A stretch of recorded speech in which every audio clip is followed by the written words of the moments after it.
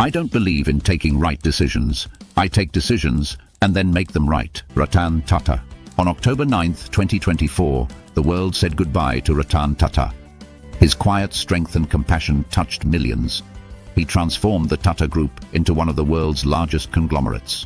When he took charge in 1991, the Tata Group was valued at $5 billion. His gentle but firm guidance helped it grow into a $300 billion global firm, spanning industries from steel to hospitality. He revived struggling brands by buying landmark companies. They include Jaguar Land Rover, 2008, Tetley Tea, 2000, and Chorus Steel, 2007. He also launched iconic innovations like the Tata Nano, 2008. In 2022, he helped bring Air India back into the Tata fold.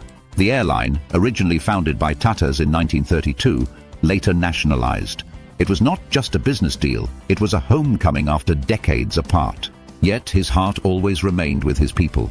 During the COVID-19 pandemic, Ratan Tata ensured that no employee was laid off. He supported all staff and their families. This showed his deep commitment to his workforce. His leadership was about more than just business. It was about lifting people up and spreading hope. Today, the Book Bites Club pays tribute to Ratan Tata's life and legacy.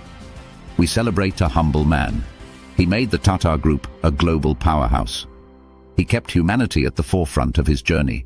He showed that true leadership is measured in both growth and compassion. He left a legacy of service and inspiration for future generations. Phase 1. Humble beginnings and early lessons. 1937-1962.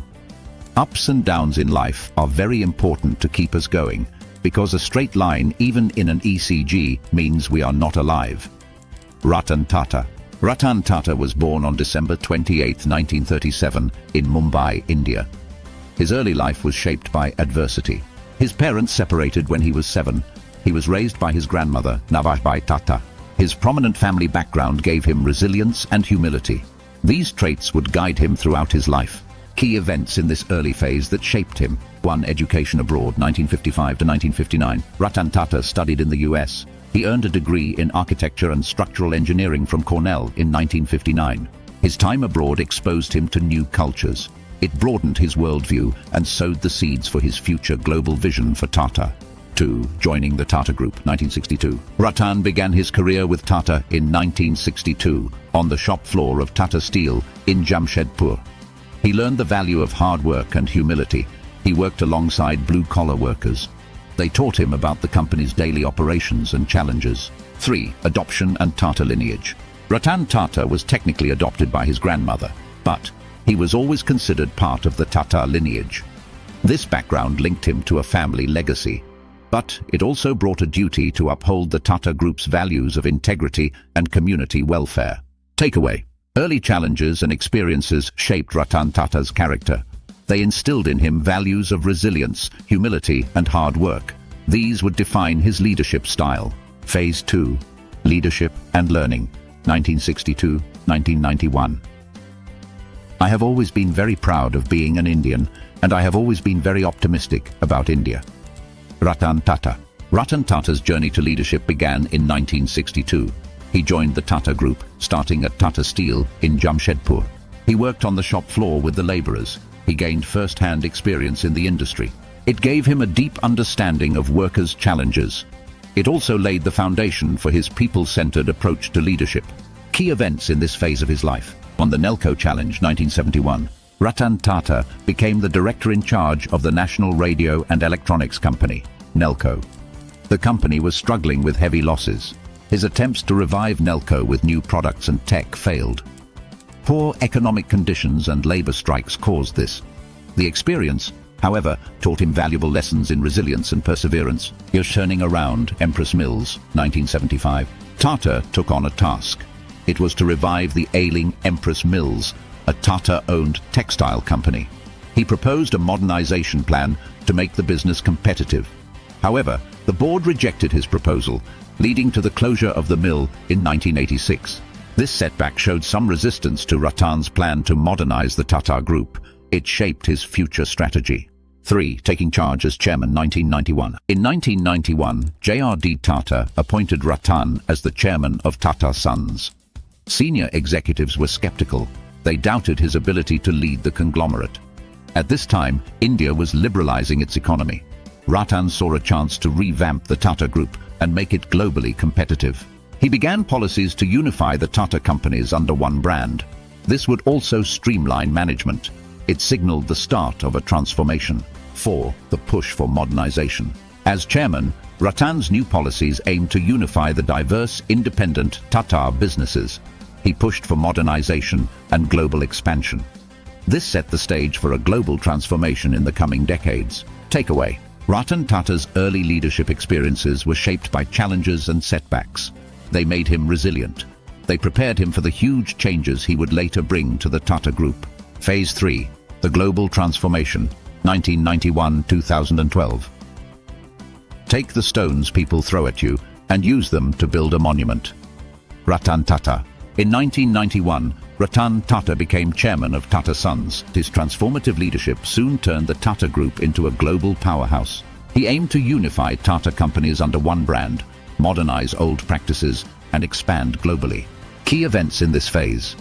Acquisition of Tetley, 2000. One of Ratan Tata's first major international moves was to acquire Tetley Tea, a British company.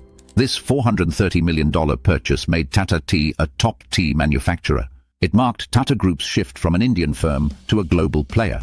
Buying Chorus Steel, 2007. In 2007, Tata Steel acquired Chorus, a European steelmaker, in a $12 billion deal. This acquisition made Tata Steel the world's fifth largest steel producer. It was one of the largest overseas buys by an Indian firm. Turning around Jaguar and Land Rover, 2008. Tata Motors bought JLR from Ford for $2.3 billion. Many questioned the decision due to their poor performance. Under Ratan Tata, JLR was revitalized. Strategic investments in new models and tech made it a profitable luxury automaker.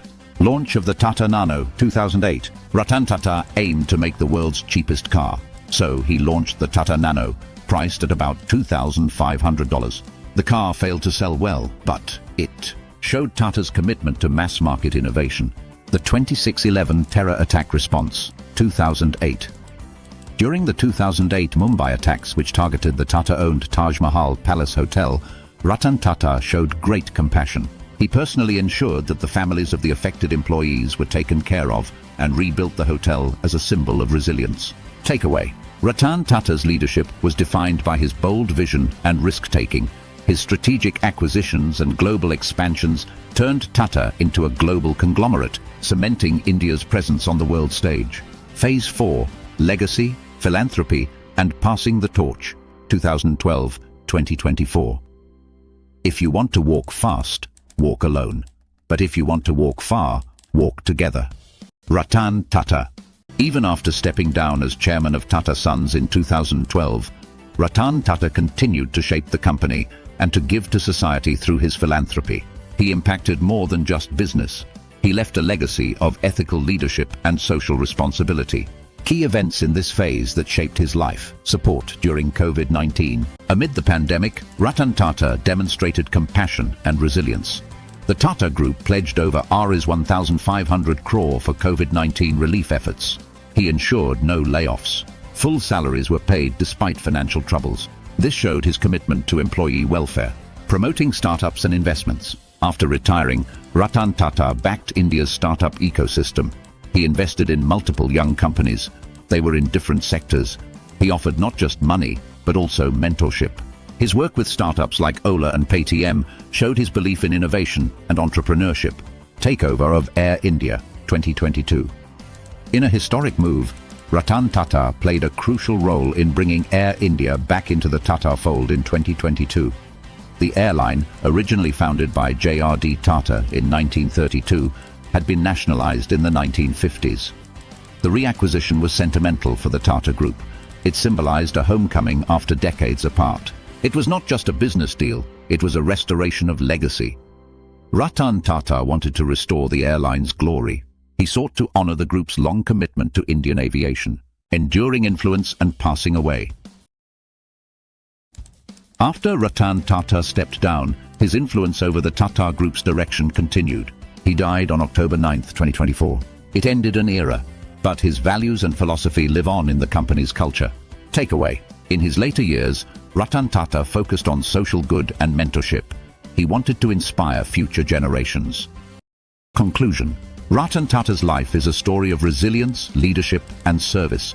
His journey, from early struggles to a global Tata Group, teaches us the value of bold vision, smart risks, and ethical leadership. Ratan Tata's legacy goes beyond business.